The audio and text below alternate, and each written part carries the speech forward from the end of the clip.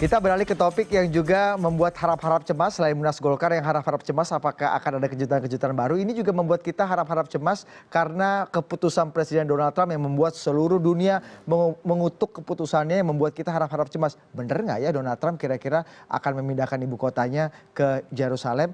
Tapi aksi bela Palestina yang digelar di lapangan Monas Jakarta Pusat Minggu pagi menghasilkan sebuah petisi terkait pernyataan Presiden Donald Trump yang mengklaim Yerusalem sebagai ibu kota Israel. Jika Presiden Trump tidak mencabut keputusannya, evaluasi investasi dan boikot produk Amerika di Indonesia akan dilakukan.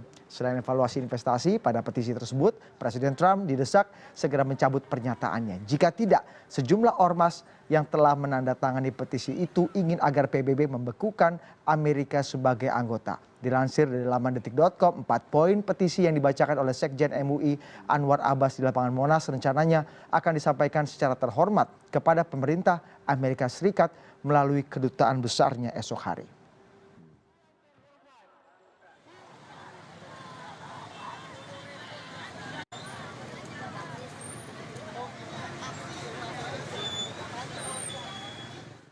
Saya mau tanya Mas Bambang dulu nih Mas. Ini kan sejak Presiden Trump memutuskan itu, dunia mengkutuk rame-rame kan, KTT Oki, kemudian membuat konferensi.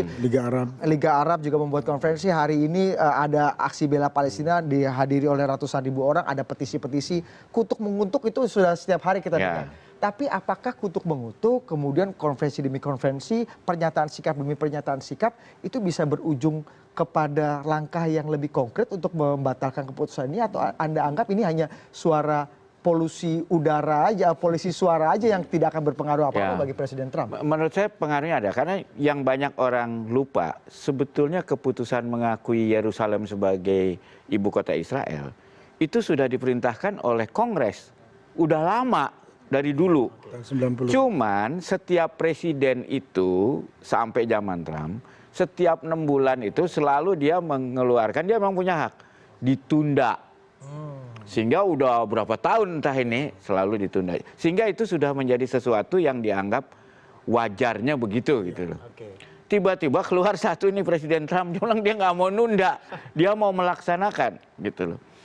Nah, ini yang kemudian mengubah, dan ini menurut saya kalau kita lihat di Amerika sendiri membuat dia sangat tidak populer ya. Justru jadi menurut saya yang akan mengubah keputusan Trump itu sebetulnya bukan publik dunia, tapi publiknya sendiri. Karena sekarang rendah sekali popularitasnya. Ada analisa Mas Bambang bahwa sekarang kan popularitas Presiden Trump sendiri 30%, terendah sepanjang sejarah Presiden Amerika. Ini adalah langkah yang dia coba lakukan untuk bisa rebound sebenarnya. Dan kalau kita lihat dari analisa politiknya, baik publik ataupun kalangan elit di Kongres, itu tidak ada penentangan yang berarti Mas Bambang. Anda lihat ini langkah jitu yang kemudian... Kalau saya menduga ya, saya nggak tahu persisnya apa, tapi saya menduga-duga. Sebetulnya kan posisi Trump ini lagi kejepit dengan kasus skandalnya dengan Rusia itu ya. Nah, sekarang menantunya udah jadi terdakwa ya. Nah, nanti kalau dia nyanyi itu bisa menyeret, bukan tidak mungkin itu akan kena ke impeachment. Dia dalam posisi, kalau dalam politik itu dalam posisi spiraling negatif. Dia harus melakukan sesuatu. Mungkin ini. Dan ini adalah sangat, untuk kalau itu memang tujuannya, ini sangat efektif. Hampir nggak ada orang yang bicara lagi soal itu sekarang. Semua orang ngutuk soal perkara ini. Jadi hanya perkara untuk menaikkan popularitas supaya nggak di-impeach. Ya mungkin ya, saya nggak tahu. Tapi dampak kalau itu bisa analisa yang masuk akal. Karena dia kan nggak peduli dunia, yang penting adalah dia re-elected gitu kan. Pak Firdaus, jika memang hanya tujuannya seperti itu, dampaknya buat dunia apa jika keputusan ini betul-betul terrealisasi? Saya kira pertama kan memang janji kampanye Trump ya soal ini. Tapi Trump kemudian melihat bahwa popularitasnya kan menurun di Amerika ya. Kemudian diangkat persoalan isu ini ya. Dia juga ingin mengukur sejauh mana reaksi ya dari masyarakat internasional, terutama dari kalangan Islam gitu ya. Tekanan-tekanan yang akan muncul seperti apa begitu ya. Nah ini bagi dia sebagai satu langkah dia bagaimana kemudian dia mengkonsolidir ya Amerika dalam konteks pergaulan internasional. Misalkan saya katakan begini, bahwa sebenarnya reaksi yang muncul sekarang ini di berbagai belahan dunia, terutama di negara-negara Islam, itu sebenarnya tidak signifikan akan mempengaruhi sikap Amerika. Jadi mau Tidak. teriak-teriak seperti Iya, apapun iya. itu. Karena Amerika sudah sangat kuat ya cengkeramannya. Misalkan di negara-negara Arab ya, terutama di Teluk ya. Negara Teluk itu kan sebenarnya sudah bergandengan tangan dengan Amerika. Bahkan salah satu rajanya itu, putranya kan pernah ada proposal ya untuk mengajukan ibu kota Palestina itu bukan Pindah ke Abu Dis. pindah ke 1 Abu bulan Dis. sebelum Presiden Betul. Trump mengumumkan kebijakan. Betul ya, saya kira. Nah, Trump ingin melihat reaksi ya dari kalangan umat Islam, dari reaksi masyarakat dunia begitu ya. Namun demikian kan keputusan Trump pun belum final ya, dalam artian kan ini ada Bisa dicabut, rentangan bisa dicabut 6 bulan ya. Saya kira ini bagian daripada upaya Trump untuk mengukur ya bagaimana loyalitas daripada negara-negara yang memang setia kepada Amerika begitu ya. Termasuk yang Iya, menjadi lawannya betul. gitu. Tapi Anda lihat negara-negara Muslim sendiri. Ya, saya malah Bisa khawatirnya bersatu gini ya. nggak sih, Kalau kita lihat Trump ini kan orangnya emang ya dalam tanda kutip, kalau saya sih pribadi nganggapnya jahat lah gitu ya. Itu dia bukan tidak mungkin loh. Dia ini berharap karena sikapnya gini. Ini tahu-tahu ada serangan bom luar biasa di Amerika. Dan itu akan membuat dia jadi populer. Hero lagi. Jadi hero lagi. Jadi dia sebenarnya dia ngasih jebakan Batman buat kelompok-kelompok Islam keras. Nah, sekarang gua tantang lo.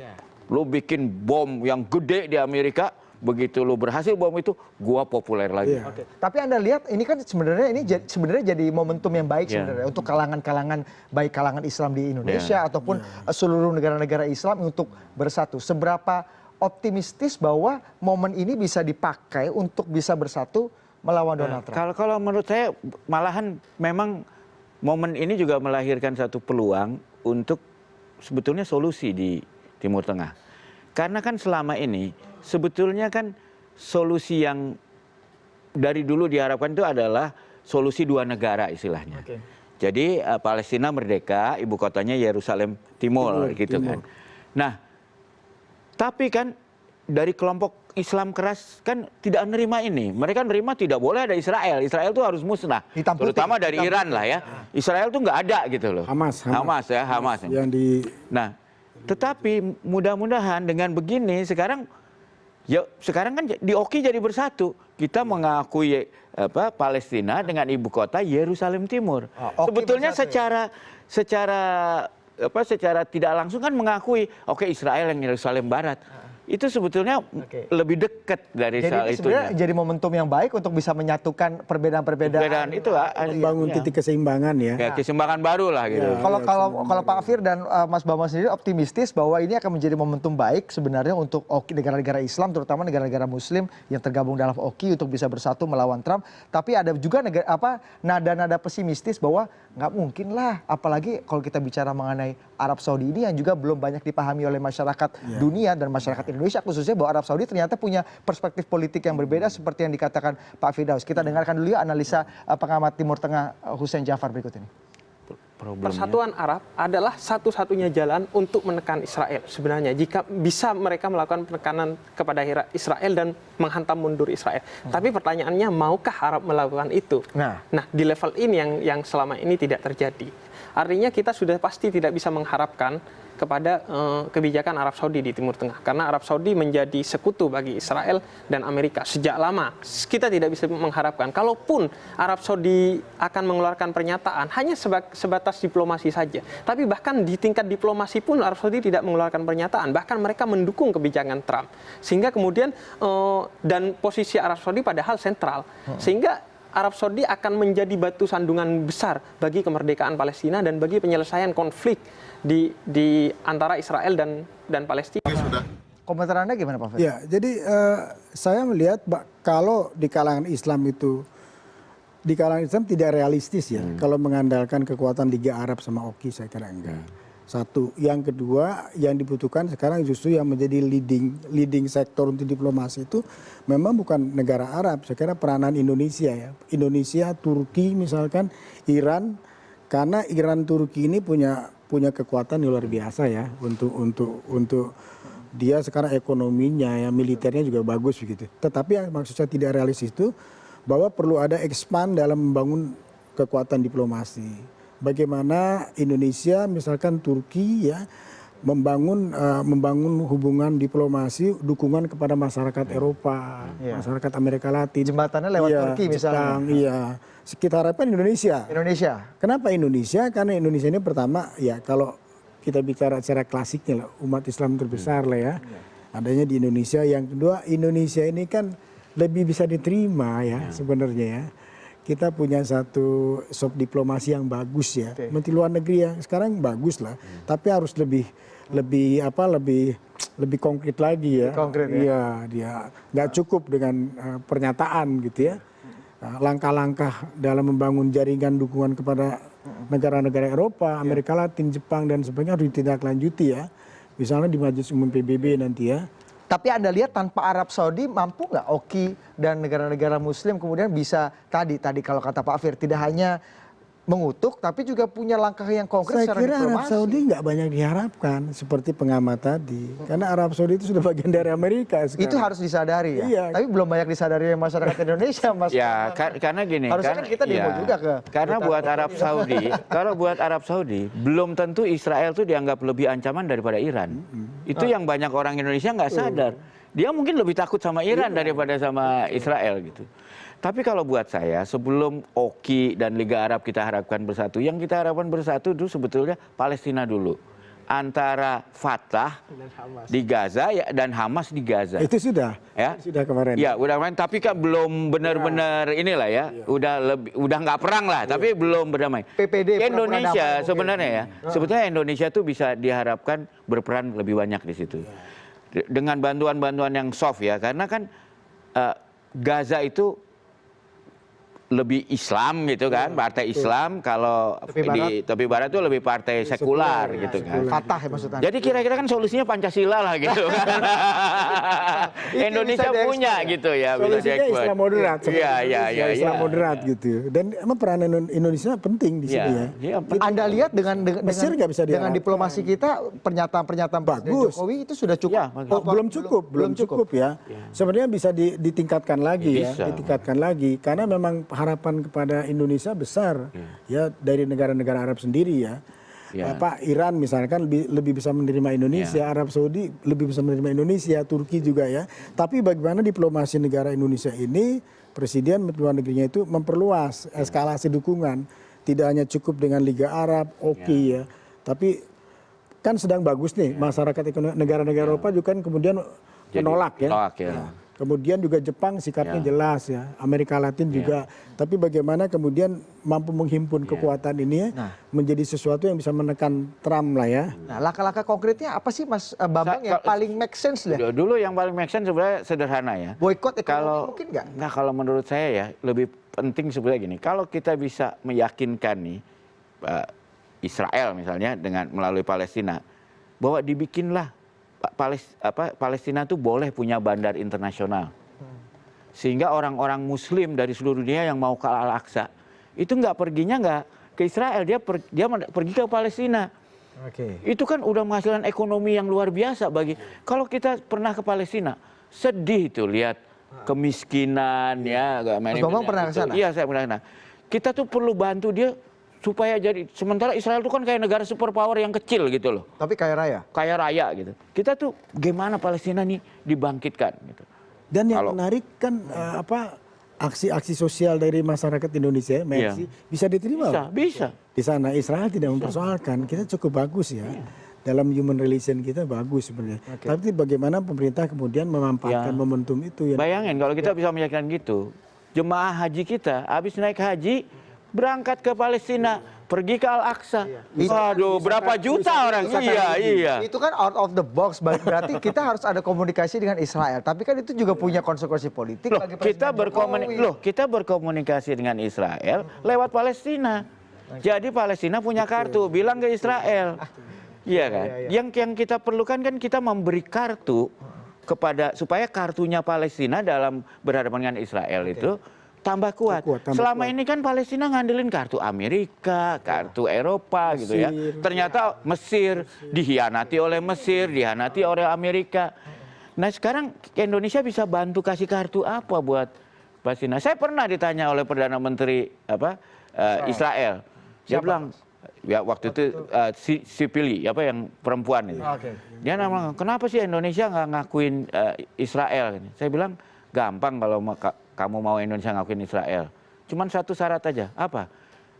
Kamu bilang sama Palestina, kalau Palestina minta Indonesia ngakuin Israel, besoknya juga diakuin. Karena kalau Palestina yang minta kita, nggak ada alasan. Itu kan artinya kita memberi kartu pada Palestina. Lo mau diakui oleh banyak dunia. Ini 40 sekian negara oki akan langsung mengakui kamu. Ya. Kalau saya yang minta. Itu bargain yang besar. Itu yang kan harus artinya kita memberi bargain kepada Palestina. Iya. Tapi Indonesia nggak punya kesempatan itu atau memang tidak mau karena secara politik akan sangat merugikan. Nah, Seperti yang begini, dilakukan- kadang-kadang coba dilakukan Gus Dur mungkin tahun. Nggak gini, 1999. orang Indonesia itu karena ketidaktahuannya kadang-kadang jauh lebih Palestina ketimbang orang Palestina. Jauh lebih Iran ketimbang orang Iran gitu loh. Jadi tapi itu kan bagian dari pendidikan lah. Saya kira memang public diplomasi dari Kemlu itu juga berkewajiban lah menjelaskan gitu. Oke, tapi kalau kita bicara ini kan bicara outlook gitu ya Mas Pak Firdaus, itu kita bisa melakukan diplomasi-diplomasi yang out of the box seperti dikatakan Mas Bambang, tapi risiko politiknya juga pasti ada karena kan ini kita bicara mengenai hal-hal ini Ya, aja. ini yang saya bilang pasti risiko ada- politik. ada- Ketika saya pergi ke Israel, kan itu risiko politik. Maka saya bilang sama pemerintah Israel, saya mau hadir kalau saya diizinkan dubes Palestina. Saya datang ke dubes Palestina. Dubes Palestina bilang, oh kamu harus pergi tapi pakai syarat apa? Kamu ketemui pimpinan saya ini ya. Kan enak nih, saya bisa punya kegiatan diplomasi mengundang Anda ke Palestina yang bayarin Israel. Bagus katanya. Udah, saya berangkat kan. Dan saya bilang sama Israel, boleh. Israel bilang boleh. Jadi saya berangkat dan sesuai janjinya terima itu. Ada yang protes saya, itulah risiko politik. Iya. Begitu protes saya, dihadapin sama dubes Palestina. Iya. Lah kalau dubes Palestina aja ngizinin, masa ya kan? Itu tadi Anda katakan orang Indonesia kadang-kadang lebih Palestina daripada orang Palestina. Tapi buat orang Indonesia kalau kita melihat aksi yang terjadi hari ini kan suatu warna yang luar biasa baik. Kita sudah agak capek ngelihat polarisasi politik satu Ya, tahun, saya 2 tahun melihat, terakhir. betul. Apa yang bisa Anda petik dari aksi hari ini Pak Firdaus? Saya kira yang pertama adalah kedewasaan umat Islam lebih meningkat ya saya lihat dalam mensikapi persoalan ini gitu ya. Yang kedua solidaritas umat Islam yang sekarang sedang menguat itu semua bisa dimanfaatkan oleh Jokowi ya untuk mengambil langkah-langkah diplomasi yang lebih diperhitungkan gitu ya. Jadi energi ini harus dimanfaatkan. Resiko-resiko yang dikatakan oleh tadi itu sebenarnya kan bagaimana pemerintah mengkomunikasikan kepada simpul-simpul tokoh Islam. Iya. Itu bisa selesai. Oke. Memang harus dibuka Tapi harus komunikasi dengan pemerintah Israel. Anda setuju bahwa Indonesia harus bergerak secara lebih radikal, lebih progresif lah dengan Israel? Atau se ekstrim Gus Dur misalnya yang ketika itu ingin, kenapa nggak kita buka hubungan diplomatik dengan Israel? Karena kita harus menyelesaikan masalah ini kalau kita punya hubungan diplomatik. Paling tidak, saya kira nggak itu. Membangun dialog langsung. Itu kan hal sesuatu yang biasa dalam diplomasi internasional ya. Bagaimana presiden kita mau bicara dengan pimpinan itu. Dan yang paling penting ini, kita ini kan mau bantu rakyat Palestina. Kita tanya rakyat Palestina, kita bisa bantu paling bagus seperti apa? Oke. Kalau dia bilang, kamu bantu jadi negosiasi saya dengan Israel. Lah kalau saya mau bantu Israel kan harus buka hubungan. Iya, kalau untuk itu saya izinkan. Nah kalau kita buka hubungan dengan atas izin Palestina, siapa yang bisa protes? Iya kan? Itu langkah-langkah yang mungkin saja bisa didengar sama Kemlu atau pemerintah untuk bisa dicari terobosan-terobosan. Jadi yang penting Palestinanya yang harus kita dengar. Palestinanya. Jadi tapi kan kita bicara mengenai energi bangsa ini untuk bisa merespon ini.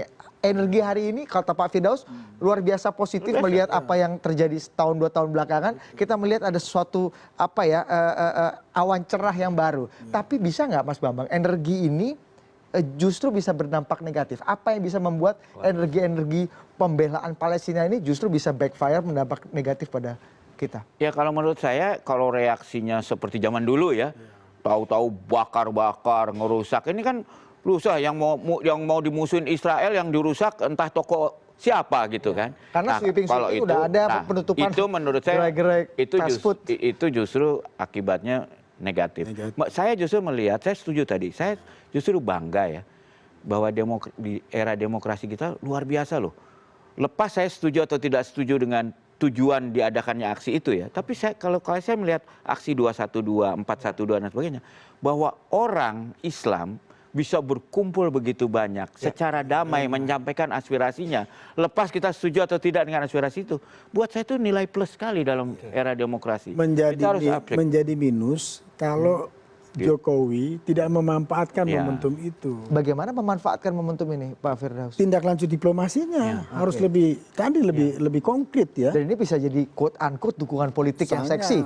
Bisa dikapitalisasi secara politik nggak, Pak Firdaus? Momentum ini? Sangat, karena umat Islam di Indonesia itu kan kalau harapannya diberikan, mereka sebenarnya cepat ya. Simple as that. Iya, simple as saja itu. Tapi sebaliknya kalau ini kemudian terhenti dengan diplomasi Menteri Luar Negeri sampai di sini ya, ini kan pasca diplomasi Bu Retno ya, sehingga nanti MUI kan akan menyerahkan sejumlah pernyataan-pernyataan yang kemudian ditindaklanjuti kan ke forum sana. Meskipun tadi kata Anda tidak terlalu berpengaruh gitu kan. Presiden harus mengambil peran di sini ya. Kemudian menjembatani yang tadi dikatakan Mas Bambang tadi untuk melakukan diplomasi. Kalau saya yang paling penting ini ya, kan banyak orang Indonesia yang protes itu, kebanyakan orang yang cukup taat lah sebagai penganut agamanya. Dan salah satu, kalau kita orang Islam itu kan kita pengen ke Masjidil Al-Aqsa kan. Kalau sekarang karena suasananya harus lewat Israel atau akhirnya membantu musuh lah katakan gitu. Sebenarnya kan pemerintah bisa buka cara diplomasi sehingga orang-orang yang umroh, yang haji bisa ke sana, tapi itu justru membantu perekonomian Palestina. Itu jadi lebih seperti realistis ya. Airbnb-nya gitu. Hotelnya hotel orang Palestina, tour guide-nya orang Palestina. Jadi itu lebih realistis dibanding daftar untuk jihad misalnya. Ada juga ini, kan ini jihad juga, tapi ini jihad besar, bukan jihad kecil. Baik, kita lihat aja bagaimana perkembangannya, apakah energi ini bisa dimanfaatkan dengan baik oleh pemerintah, dan juga kita lihat apakah Presiden Donald Trump betul-betul merealisasikan janji ini, bahwa campaign is one thing, governing is another thing. Apakah betul-betul terjadi atau ini hanya bualan Presiden Trump untuk menaikkan atau dia di-impeach. Kita akan lihat bagaimana perkembangannya. Terima kasih Bapak-Bapak atas perbincangannya malam hari ini. Rangkuman fokus bahasan kami malam hari ini akan segera hadir, tetaplah bersama kami.